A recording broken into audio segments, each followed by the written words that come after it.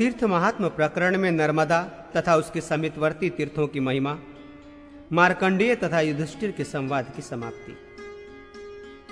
मार्कंडेय जी ने कहा, राजेंद्र, तदनंतर श्रेष्ठ भृगु तीर्थ में जाना चाहिए। प्राचीन काल में यह महर्षि भृगुदेव ने भगवान रुद्र की आराधना की थी। उन देव के दर्शन करने से तत्काल पाप से मुक्ति हो जाती है। यह क्षेत्र बहुत बड़ा तथा सभी पापों को नष्ट करने वाला है। यहाँ स्नान कर व्यक्ति स्वर्ग जाते हैं और यहाँ मृत्यु को प्राप्त होने वालों का पुनर्जन्म नहीं होता। यहाँ जूते का जोड़ा तथा सोने के साथ अन्न का दान करना चाहिए, यथाशक्ति भोजन भी कराना चाहिए। ये सब अक्षय फल वाला कहा गया है। युधिष्ठिर, सभी दान, यज्ञ, तप तथा कर्म नष्ट हो जाते हैं, किंतु भृगु तीर्थ में किया हुआ तप अक्षय होता है। युधिष्ठिर, उन्हें महर्षि भृगु की उग्र तपस्या से प्रसन्न होकर त्रिपुरारी भगवान शंकर भृगु तीर्थ में सदैव सन्निहित रहते हैं, ये शास्त्रों में कहा गया है। राजेंद्र, तदनंतर उत्तम गौतमेश्वर तीर्थ में जाना चाहिए, जहाँ त्रिशूल का चिन्ह धारण करने वाले त्रिशूली भगवान शंकर की आराधना कर महर्षि गौतम ने सिद्धि प्राप्त की थी।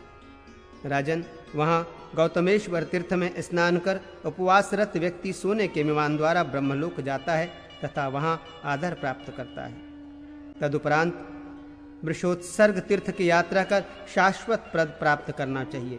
विष्णु की माया से मोहित मूढ़ व्यक्ति इस तीर्थ को नहीं जानते। इसके पश्चात धौतपाप नामक तीर्थ में जाना चाहिए, जहाँ स्वयं वृष अर्थात भगवान धर्म ने अपना पाप धोया था। राजन, सभी पातकों का नाश करने वाला वो तीर्थ नर्मदा में स्थित है। उस तीर्थ में स्नान कर मनुष्य ब्रह्म हत्या से मुक्त हो जाता है। राजेंद्र, उस तीर्थ में जो प्राणों का त्याग करता है वो 4 भुजा वाला, 3 नेत्रों वाला और शंकर के समान बल वाला होता है। शिव के समान पराक्रमी होकर वो 10,000 कल्पों से भी अधिक समय तक शिवलोक में निवास करता है और बहुत समय के बाद वो पृथ्वी पर एक क्षत्र और सम्राट बनकर उत्पन्न होता है। राजेंद्र, उसके बाद श्रेष्ठ हंस तीर्थ में जाना चाहिए। राजन, वहां स्नान करने से मनुष्य ब्रह्मलोक में प्रतिष्ठा प्राप्त करता है। राजेंद्र, वहां से विष्णुलोक की गति प्रदान करने वाला वराह तीर्थ नाम से प्रसिद्ध तीर्थ में जाना चाहिए, जहां जनार्दन ने सिद्धि प्राप्त की थी। राजेंद्र, तदनंतर श्रेष्ठ तीर्थ में जाना चाहिए। वहां विशेष रूप से पौर्णमासी को स्नान करना चाहिए। वहां स्नान मात्र करने वाला व्यक्ति चंद्रलोक में प्रतिष्ठा प्राप्त करता है। राजेंद्र, इसके पश्चात अत्युत्तम कन्या तीर्थ में जाना चाहिए। वहाँ शुक्ल पक्ष की तृतीया तिथि को स्नान करना चाहिए। वहाँ स्नान मात्र करने से व्यक्ति पृथ्वी में एकमात्र सम्राट होता है। तदनंतर सभी देवताओं से वंदित देवतीर्थ में जाना चाहिए। राजेंद्र, वहाँ स्नान करने से देवताओं के साथ आनंद के अनुभव का अवसर प्राप्त होता है। राजेंद्र, तदनंतर श्रेष्ठ शिख तीर्थी में जाना चाहिए। वहाँ जो कुछ दान दिया जाता है वो सब करोड़ गुना फल वाला हो जाता है। राजेंद्र, शुभ पैतामह तीर्थ में भी जाना चाहिए। वहाँ जो श्राद्ध किया जाता है वो अक्षय फल वाला हो जाता है। सावित्री तीर्थ में पहुंचकर जो प्राणों का परित्याग करता है वो सभी पापों को धोकर ब्रह्मलोक में महिमा प्राप्त करता है। वहीं मनोहर नामक परम सुंदर तीर्थ है। राजन, वहाँ स्नान कर मनुष्य देवताओं के साथ आनंद प्राप्त करता है। राजेंद्र, तदनंतर उत्तम मानस तीर्थ में जाना चाहिए। राजन, वहाँ स्नान करके मनुष्य रुद्रलोक में प्रतिष्ठा प्राप्त करता है। तदुपरांत देवताओं से नमस्कृत स्वर्गबिंदु नामक तीर्थ में जाना चाहिए। राजन, वहाँ स्नान करने से मनुष्य की दुर्गति नहीं होती। इसके बाद अप्सरेश तीर्थ में जाकर वहाँ स्नान करना चाहिए। इससे वो स्वर्गलोक में निवास करते हुए क्रीड़ा करता है और अप्सराओं के साथ आनंदित होता है।